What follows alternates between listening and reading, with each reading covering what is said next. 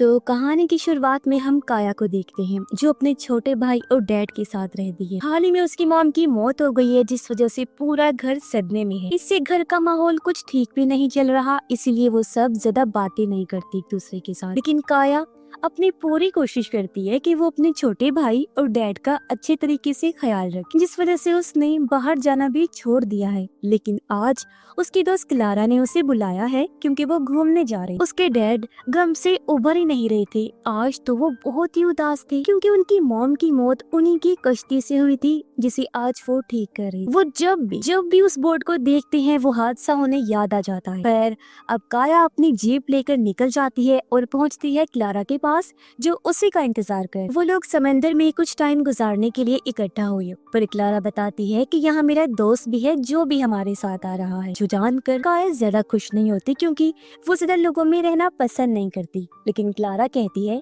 कि ज्यादा टेंशन मत लो, मेरे दोस्त के साथ उसका भाई भी आ रहा है जो भी मेरा दोस्त ही है और वो भी तुम्हें पसंद आएगा। फिर वो लोग मिलते हैं और यहाँ हम जान पाते हैं कि दोनों भाई व्लॉग्स बनाते हैं। क्लारा का दोस्त आज का प्लान बताता है कि वो लोग अपनी जेट बोट से एक आइलैंड पर जाने वाली है। लेकिन काया को पता था कि इसमें टाइम लगने वाला है, इसीलिए वो मना कर देती है क्योंकि शाम तक उसे घर भी तो जाना था। तो क्लारा का दूसरा दोस्त कहता है कि हम सूरज डूबने से पहले वापिस आ जाएंगे, इतना दूर वो आइलैंड नहीं है, हम 2-4 दिन पहले ही गए थे। अब क्लारा भी काया को समझाती है कि मुझे अच्छे से पता है कि तुम्हारे ऊपर घर की जिम्मेदारियां हैं, इसीलिए मैं किसी भी काम में देर नहीं करूंगी और हम वापस लौट आएंगे जल्द। आखिर में वो मान गई और चारों लोग निकल जाते हैं, जहाँ पहुंचकर वो बहुत मस्ती करते हैं, एंजॉय करते हैं। क्लारा और उसका दोस्त पानी में नहा रहे थे जबकि काया क्लारा के दूसरे दोस्त के साथ बैठकर बातें कर रही थी, जहाँ उसे काफी अच्छा महसूस हो रहा था क्योंकि ऐसे हालात में काया को किसी ऐसे इंसान की ही जरूरत थी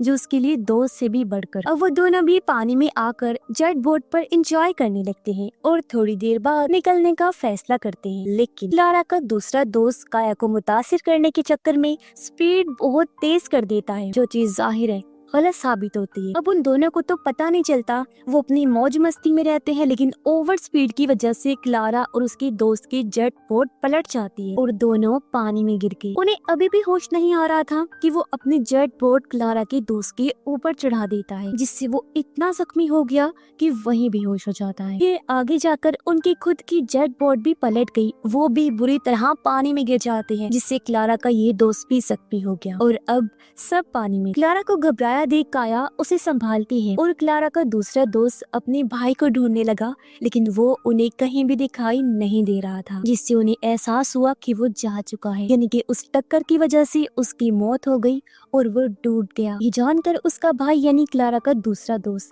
बहुत दुखी हुआ, उसे बुरा लगता है, पछतावा हो रहा था उसे क्योंकि अगर वो आगे देख लेता, ओवर स्पीड ना करता तो उसके भाई की जान आज बच जाती। पर अब तो वो खुद भी इतना जख्मी है कि कुछ नहीं कर सकता। खुद को बचाने के लिए काया को भी टेंशन होने लगती है क्योंकि उनकी दोनों जट्स का फ्यूल पानी में बह गया था, यानी अब ये तीनों ही बस पानी में तैर सकते हैं और किसी की मदद आने का इंतजार कर सकते हैं। इसी बीच हम किसी को इनकी तरफ आते हुए देखते हैं, जो कोई शिप नहीं थी, कोई इंसान नहीं था, बल्कि एक शार्क तेजी से यहाँ आ रही थी। और ये बात काया को पता थी कि ज्यादा देर उनका खुले समंदर में रहना खतरे से खाली नहीं है, इसीलिए अब वो उनको जेट बोट के पास चलने को कहती है। लेकिन इसी बीच एक मिराकल जैसे हो गया, एक चमत्कार, क्योंकि उन्हें दूर से एक बोट दिखाई देती है जिसका कैप्टन रे कुछ दूर उन्हें थोड़ा थोड़ा दिखाई दिया। जो भी उन्हें देख लेता है वो अपनी स्पीड को तेज करके फौरन इनकी तरफ आने लगता है। अब करीब आकर उसे पता चला कि वहाँ वो लोग मदद के लिए पुकार रहे हैं, इसीलिए रे एक एक करके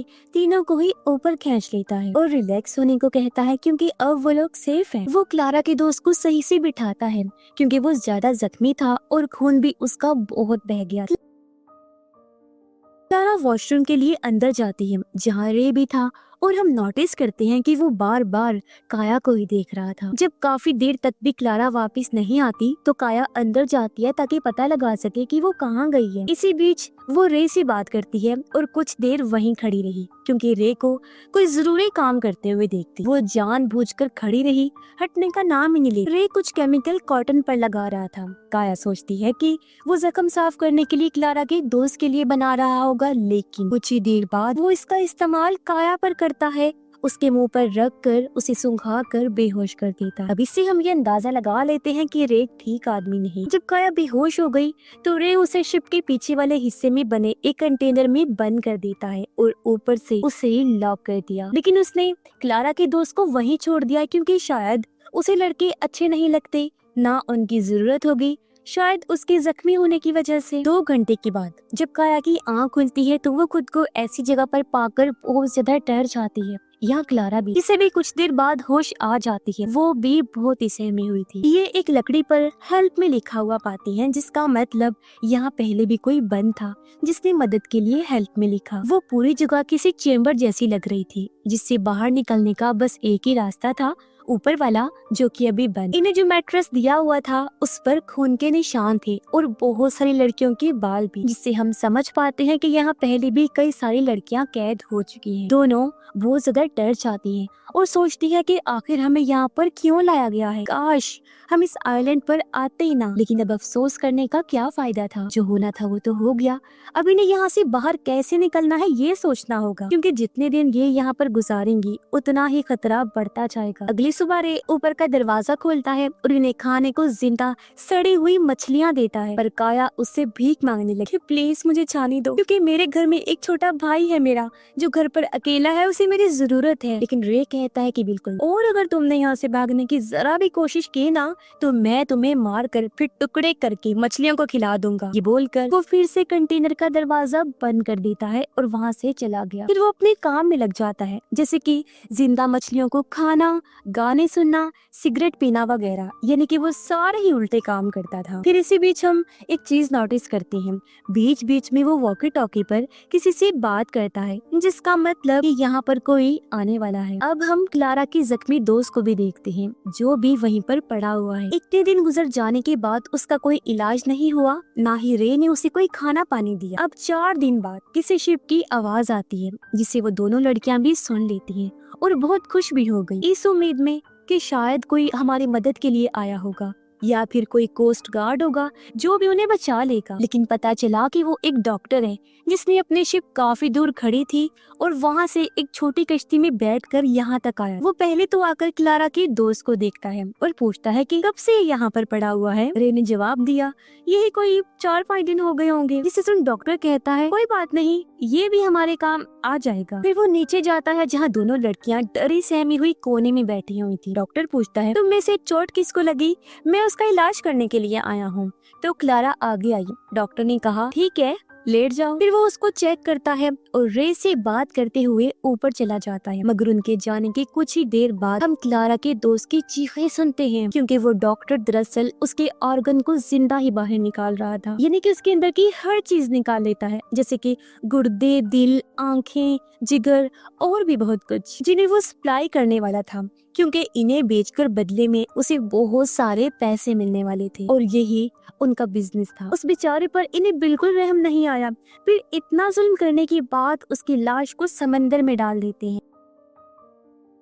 जब उसकी चीखें खत्म हो जाती हैं तो दोनों ही लड़कियां समझ गईं कि इन्होंने उस बेचारे को मार डाला। उन्हें ये भी अब तक पता चल चुका था कि जो डॉक्टर यहाँ आया था वो भी ठीक नहीं है, रे की तरह ही पागल और खतरनाक है और ये दोनों मिले हुए हैं। इसके बाद हम डॉक्टर और रे को बात करते हुए सुनते हैं, जिसमें डॉक्टर कहता है कि दूसरी वाली लड़की जख्मी है, जिसको हम यहीं खत्म कर देंगे, और जो ठीक है उसको मैं अपने साथ ले जाऊंगा, क्योंकि मेरे पास एक अमीर क्लाइंट है जिसके बेटे को फ्रेश यानी बिल्कुल ताजा और जवान इंसान की किडनी की जरूरत है, जिसके बदले में हमें अच्छे खासे पैसे मिलेंगे। अब रे मान जाता है, क्योंकि यही तो वो उसके लिए सालों से करता आ रहा है, समंदर में फंसे लोगों को बचाना और फिर उन्हीं के ऑर्गन्स को बेचकर पैसे कमाना। कुछ देर बाद वो डॉक्टर को लेकर फिर से नीचे जाता है और इस बार वो क्लारा को लेकर ऊपर जाने लगा। हालांकि उन्हें ऐसा करने से काया रोक भी रही थी, पर रे उसे वहीं पर मारकर बेहोश कर देता है। जिसके बाद वो दोनों क्लारा को लेकर ऊपर आ जाते हैं। कई घंटों के बाद काया को जब होश आया तो उसे क्लारा की चीखें सुनाई दे रही थी, यानी कि अभी भी वो जिंदा है, जो कि सच भी था। उन्होंने अभी तक उसके ऑर्गन्स नहीं निकाले थे, इसीलिए काया को जो भी करना था बहुत जल्दी करना था। इसी बीच वो नोटिस करती है कि इस कंटेनर में एक फैन लगा हुआ है, जो कि दिन में चल रहा था पर अभी बंद कर दिया गया है। अगर वो उसे बाहर की तरफ धक्का देगी तो वो सुराख खुल जाएगा जहाँ पंखा लगाया हुआ है। फिर उसने ऐसा ही किया, वो पूरी ताकत से उसे धक्का देना शुरू करती है। फाइनली सुराग खुल गया और काया इस होल से बाहर आ जाती है और धीरे धीरे ऊपर आ गई, जहाँ वो देख लेती है कि डॉक्टर ने अपना काम शुरू कर दिया है। पर इतने में वहाँ रे आ जाता है, इसीलिए वो नीचे इंजर्ड रूम तक पहुँच जाती है, जहाँ उसे फिशिंग एरो मिलती है, जिसके जरिए मछलियों पर हमला करके उन्हें पकड़ा जाता है, जिसे काया उठा लेती है। और रे के वहाँ से जाने के बाद वो भी वहाँ आई और एरो को डॉक्टर की तरफ कर देती है। उसे देखकर डॉक्टर खुद हैरान हो गया, क्योंकि अब तक किसी भी लड़की में इतनी हिम्मत नहीं थी कि वो यहाँ तक पहुँच सके। इसीलिए डॉक्टर उसे अपनी बातों में फंसाने लगा, लेकिन इतने में काया एरो चला देती है, जो जाकर डॉक्टर को लग भी गया। पर इससे वो फिर भी नहीं मरता, बस थोड़ा सा जख्मी हो, और अब वो काया पर हमला कर देता है। पर इस दौरान काया ने क्लारा की रस्सी को खोल दिया, जो बात डॉक्टर को पता नहीं चला, और इसी का फायदा उठाकर क्लारा पहले तो खुद को आजाद करती है और फिर एक चाकू से डॉक्टर की गर्दन पर वार करती है। एक के बाद एक उसने कई बार स्टैब किया, जिससे डॉक्टर का खेल तो इधर ही खत्म हो जाता है। इसके बाद ये दोनों वहाँ से बाहर जाने का रास्ता ढूंढने लगती। अभी तक रे इन सब से अनजान था, इसीलिए वो यहाँ नहीं आया होता, लेकिन यहाँ काया को पता है कि डॉक्टर एक शिप से यहाँ आया था, तो वहाँ जाने के लिए वो दोनों पानी में कूद जाती है। रे जब कुछ देर बाद ऊपर आता है तो सब कुछ इधर उधर बिखरा पड़ा था, जिसे देखकर वो समझ जाता है कि जरूर कुछ गड़बड़ है। तभी उसे डॉक्टर की लाश भी दिख जाती है, इसीलिए वो फौरन ऊपर जाता है, मगर अभी भी डॉक्टर की छोटी कश्ती वहीं खड़ी थी, जिससे उसे लगता है कि लड़कियां अभी भी इसी कश्ती में हैं। इसीलिए वो छोटी वाली और इस पूरी कश्ती को चेक करता है, लेकिन वो उसे कहीं भी दिखाई नहीं देती। फिर वो और ऊपर जाकर सर्च लाइट को ऑन करता है, तब उसे पता चला कि वो दोनों तो पानी में हैं और डॉक्टर की शिप की तरफ जा रही हैं। इसीलिए वो फौरन ही अपनी बोट को स्टार्ट करने की कोशिश करता है, लेकिन वो स्टार्ट ही नहीं हो रही थी। नीचे इंजन रूम में जाने पर उसे पता लगता है कि किसी ने इंजन की तारों को काट दिया है, जो काम और किसी का नहीं बल्कि काया का ही था। जब वो वहाँ पर गई, क्योंकि उसे पता था कि रे बोट लेकर उन तक जरूर पहुँच जाएगा। अब जख्मी होने की वजह से क्लारा तैर नहीं पा रही थी, हालांकि काया पूरी कोशिश करती है, वो उसकी मदद करती है ताकि वो जैसे तैसे वहाँ तक उसे ले चले, पर क्लारा से नहीं हो पाता।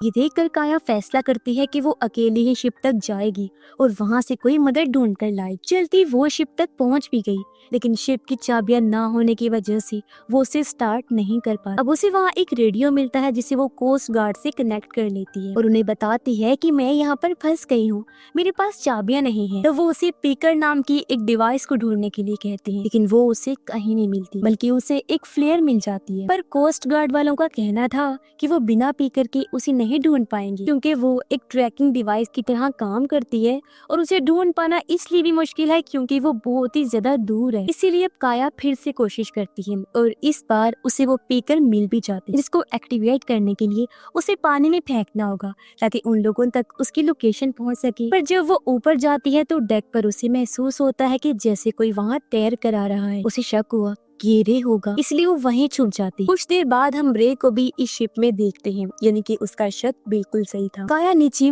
डॉक्टर के बेडरूम तक जाती है, जहां वो डॉक्टर की फैमिली की फोटोज देखती है। काया ने सोचा कि हालांकि उसकी खुद की भी 2 बेटियां हैं, लेकिन पैसों में वो इतना ज्यादा अंधा हो गया था कि दूसरों की जिंदगियां बर्बाद कर रहा था और उन्हें तरस भी नहीं आ रहा था। इसी बीच जब वो ऊपर आई तो उसे रे पकड़ लेता है और पेट में चाकू घुसा देता है, जिससे कि काया जख्मी होकर वहीं गिर पड़ी। पर यहाँ वो रे को कंट्रोल करके उसे ऐसा दिखाने की कोशिश करती है जैसे कि वो उसे गले लगाना चाहती हो। जैसे ही वो उसके करीब आया, वो उसके मुंह पर फ्लेयर छोड़ देती है, जिससे वो बुरी तरह तड़पना शुरू हो जाता है और फिर वहीं गिर गया। काया भी जख्मी होने की वजह से खुद को घसीटते हुए दर्द में तड़पते हुए किनारे के करीब आती है। पीकर को पानी में फेंकने की कोशिश करती है, लेकिन वो वहीं किनारे पर ही अटक जाती है और इतनी ही देर में वो भी बेहोश हो गई। लेकिन जिसकी जिंदगी होती है उसे तो फिर जीना ही पड़ता है, फिर चाहे वो किसी भी हाल में। रात भर लहरों की वजह से वो शिप हिलती रही, जिससे हुआ ये कि पीकर खिसकते हुए पानी में गिर ही जाती है और इससे वो एक्टिवेट हो गई। उसकी लोकेशन उन तक पहुंच गई, इसलिए सुबह होने पर वहाँ एक कोस्ट गार्ड की कश्ती आ जाती है, जो लोग काया को बचा लेते हैं। उन्हें यहाँ रे की लाश भी मिल गई। इन दोनों को लेकर वो जाने ही वाले होते हैं कि उन्हें समंदर में तैरते हुए क्लारा भी दिख जाती है, जो अभी भी जिंदा थी। इसलिए ये लोग उसे भी फौरन ऊपर ले आते हैं, लेकिन दोनों बहुत ज्यादा रो रही होती हैं क्योंकि उन्होंने कभी भी ऐसा नहीं सोचा था कि उनके साथ ये सब होगा। अब सब कुछ खत्म तो हो गया था, लेकिन क्या काया के लिए भी? क्योंकि अभी तो वो अपनी मॉम के सदमे से बाहर नहीं आ पा रही थी, तो इससे कैसे ही निकले। दोनों दोस्तों को सही सलामत किनारे पर लाया जाता है, जहाँ वो एक दूसरे को देखकर मुस्कुराती हैं और शुक्र अदा करती हैं कि उनकी जान बच गई और आइंदा इस तरह की जगहों पर ना जाने का सोचती हैं। और इसी के साथ ही इस फिल्म की कहानी यहीं पर खत्म हो जाती है।